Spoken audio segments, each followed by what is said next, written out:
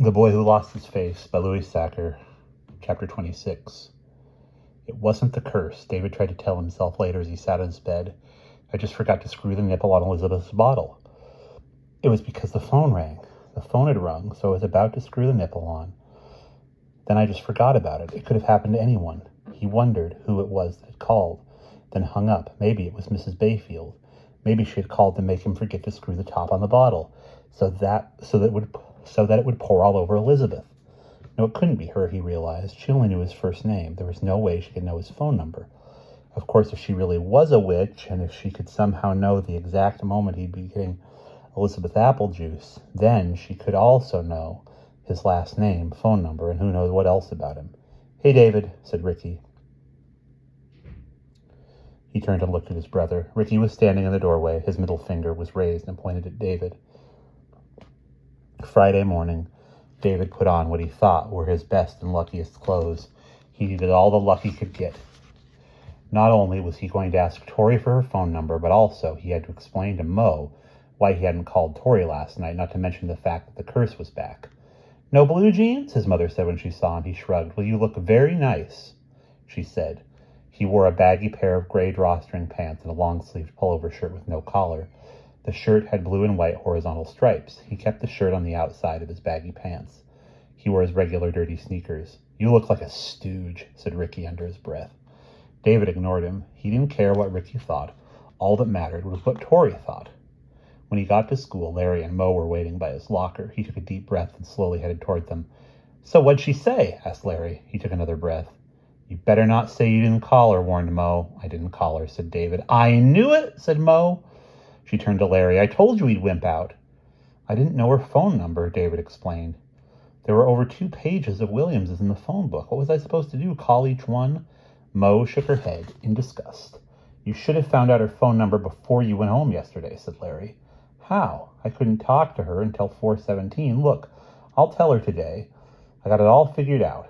I'll ask her for her phone number. If she gives it to me, then I'll know she wants me to call her up. If she doesn't give it to me, then it doesn't matter anyway." Mo and Larry looked at him as unsure. "By the way," David said, "the curse is back. Of course you don't care about that." "What happened?" asked Larry. He told them about the apple juice pouring onto Elizabeth's face. They both giggled at the word nipple. "Wait," said Larry when he had stopped giggling. "You said it was apple juice, right?" David nodded. "Then you've got nothing to worry about," said Larry. "So long as it wasn't lemonade. You just forgot to screw the nipple." He and Mo giggled again. David also told them about his brother giving him the finger. "Look, you said you're going to ask her for her phone number," asked Mo. "Yeah, then quit making excuses." David wanted to say something, then stopped as Roger and Randy walked past him. He could feel himself tense up as they approached, and then feel the tension leave his body as they passed. "They seem to have stopped hassling us," said Larry. He laughed. "I think they're afraid of Mo." Mo smiled. "Yeah," David agreed. "She's our watchdog." He didn't know why he said that. Mo flipped him off and turned and walked away. "I'm sorry," David said to Larry. "But see, it proves the curse is back." "Proves you're an asshole," said Larry. "I didn't do anything," said David. "She's just super sensitive." "Well, you just better ask Tori out," said Larry. "Why? Just so you can go on your pretend date with Mo? That's bullshit, and you know it. You're just afraid to ask Mo out on a real date, so you're trying to get a free ride from me." Larry flipped him off. Tori Williams was already sitting at her desk when David entered Mr. McFarland's class. She was having a very lively discussion with the girl who sat next to her, Lori Knapp. Tori was gesturing wildly about something, and they were both laughing. David planned the route to his desk so that he walked in front of her.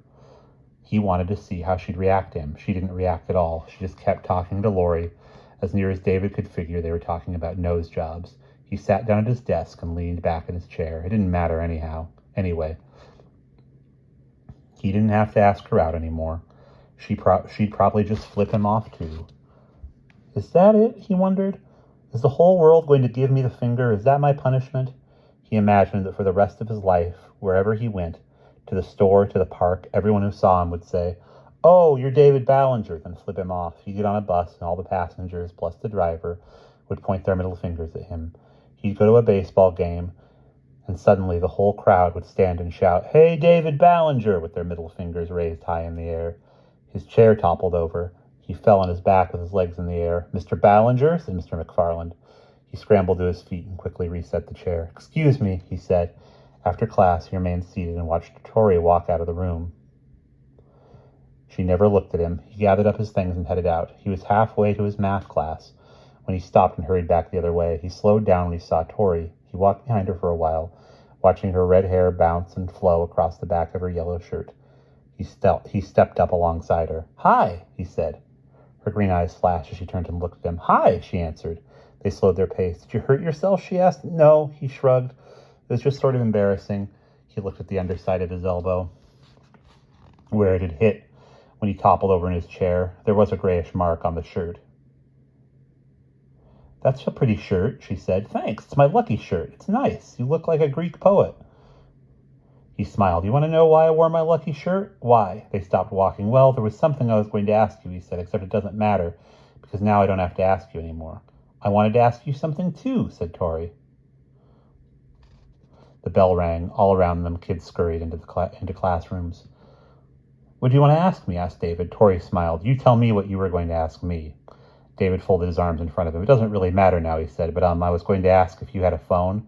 "No," she said instantly. She blushed. "I mean, yes, of course we have a phone, but I hardly ever use it. Why do you want to know that?" He was taken aback by her sudden defensiveness. "What do you want to ask me?"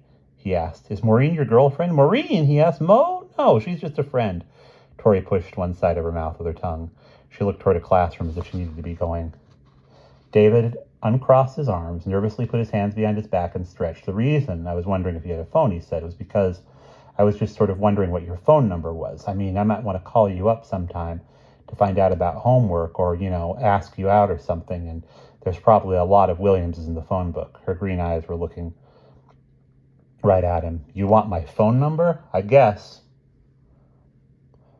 he said. He stretched again. As he raised his arms, the drawstring on his pants became untied and his pants fell down. In one motion, he turned, pulled up his pants, and ran. He didn't stop until he reached the rusty iron gate in front of Mrs. Bayfield's mansion. And that is the end of chapter 26.